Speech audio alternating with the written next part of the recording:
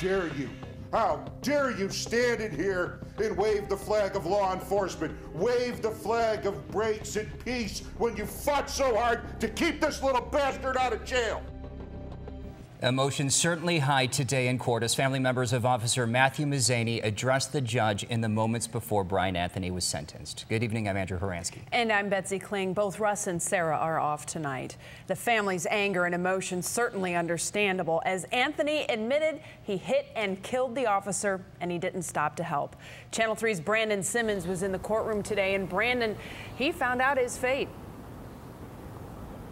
Yeah, he found out his fate. He got the maximum sentence allowed. It was 11.5 years in jail, and Brian Anthony will have to spend that behind bars by himself. And for family members of Officer Mazany, they say the law should allow for more.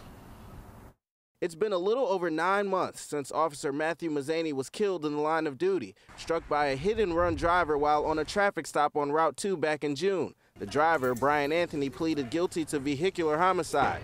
Today, he got an earful from Mazany's brother, Michael, before he was sentenced. You ground him down and flung him through the air. You didn't know. You're a liar. Officer Mazany's wife, on the other hand, focused on highlighting what Matt meant to her. He was my hero. Not because he wore a badge, but because he was and is the epitome of what a good man is.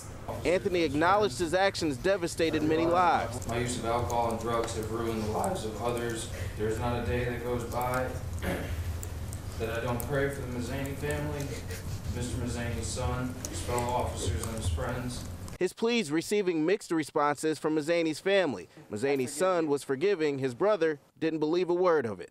I have watched it all, and I have said, where's the remorse? Where is it?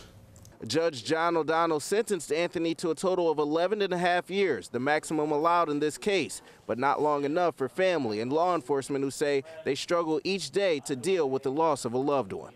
It's unfortunate that, that's all the legislature allows in the law for that. He's not even going to be in jail as long as my brother was an officer for. Now, the prosecution also highlighted the fact that Anthony had 27 seconds from the point when he saw flashing lights before he needed to move over to not hit Officer Mazany, but of course he didn't do that. I think this case is somewhat proof of the fact that drugs and alcohol have an effect on the decisions we make on the road. And of course, in this case, it took a life. Live in Mentor, I'm Brandon Simmons, Channel 3 News. So much pain still fresh. Brandon, thank you.